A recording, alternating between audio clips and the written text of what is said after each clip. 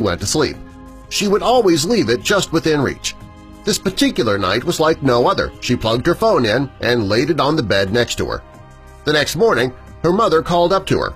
After several times of not receiving an answer, she decided to go up and wake her daughter for the day.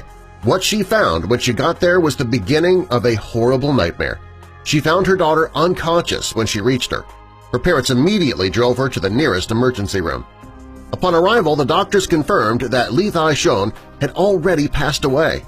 As anyone can imagine, her parents were completely overcome with grief. They couldn't fathom what could have possibly happened to their daughter. The previous night she was feeling fine. Nothing seemed out of the ordinary. Doctors decided to perform an autopsy to help determine just what could have happened to the young girl, and the results showed that she had died of an electric shock. Her parents still had a hard time understanding that. At first glance, nothing indicated that anything was out of place or unusual. That is, until they raised Lee Thai's bedsheet. What they found next would leave them in complete shock. Underneath the sheet was Lee Thai's cell phone charger. Her phone was still plugged into it, but it was not charging. Upon closer examination, they discovered that the part of the cable that was closest to the phone was completely burnt. After their investigation, police confirmed that they found a burnt charger in the young girl's bed. The plastic cover to the cable was broken and had been taped over.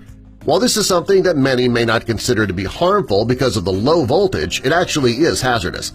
Charging your cell phone with a broken charger poses many risks, including electric shock and fire hazards. While it may seem easier and cheaper to try and make your own repairs or patch it up with tape, it is very unsafe. It's always better to get rid of broken chargers and replace them with new ones that are made for your phone specifically. It's also a good practice to charge your phone on a nearby table or dresser, if you feel the need to have it in the same room at all.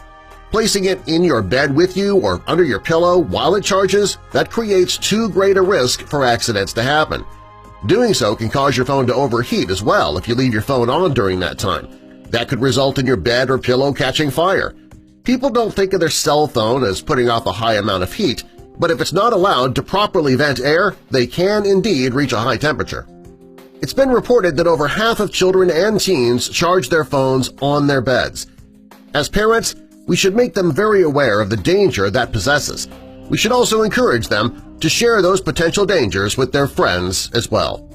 You can help us share this video with others and possibly save lives by clicking that like button.